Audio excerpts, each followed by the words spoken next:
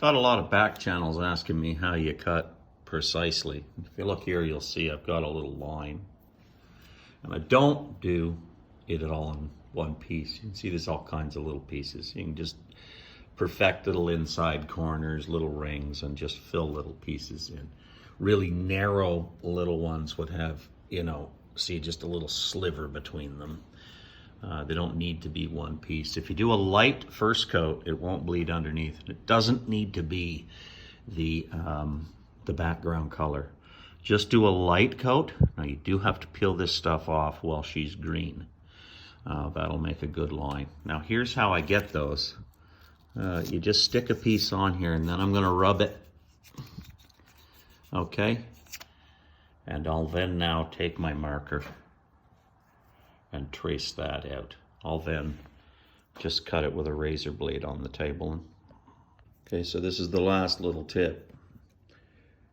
Put tape down on just a little piece of wood so you can rotate it around, so you can control your knife, sort of like an engraver's vise, you know, you can control and do some nice sweeping lines. And put your tape on other tape.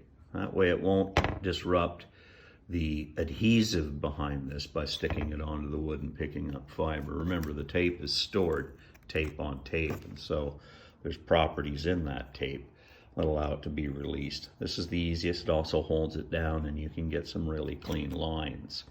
I then just pick it up with the corner of this and use the point of a pencil to set it in place. Very easy. Try it. I think you'll find it's extremely easy and very inexpensive. Thanks for watching. Lettering, my favorite part of the machine. Okay, so this is the last step. You know, obviously tape it off. Now these are vertical. And now to polish it flat, you can see where the building primer is cutting through. This is perfectly flat. That's 320. Okay, clean that with a brush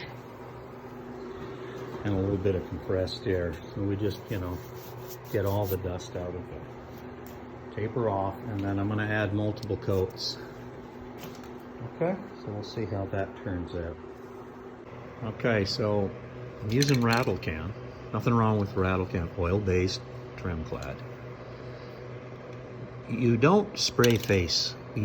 You spray down, and you want to do that edge, and you spray that way. You let it dry. Now when I say you let it dry, you want to be able to touch without it leaving a mark. You want to leave it tacky, okay?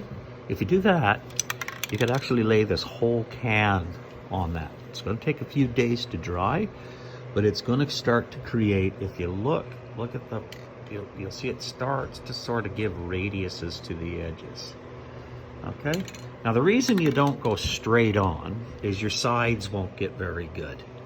So you spray this way, you know, in this direction, then you'll spray in this direction, letting it tack, then you'll spray in this direction, and then you'll spray in this direction. Once you've got that, then you flood straight, okay, and you don't let it ever get tacky.